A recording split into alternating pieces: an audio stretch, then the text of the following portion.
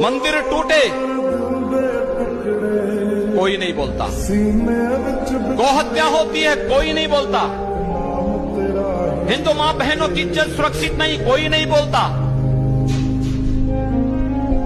हिंदुओं का धर्मांतरण होता है कोई नहीं बोलता।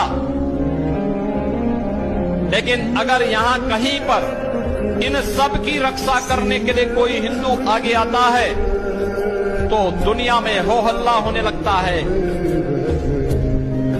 कहीं इस्लाम के नाम पर, कहीं ईसाईयत के नाम पर, कहीं किसी अन्य के नाम पर। आखिर इसके पीछे कभी आपने सोचने का प्रयास किया? हम अगर पूरी आक्रामकता के साथ अपने मानव बिंदुओं की सुरक्षा और उसकी रक्षा के लिए संकल्पित होकर के कार्य करते तो बचाव की मुद्रा में आने की आवश्यकता ही हमें नहीं होती।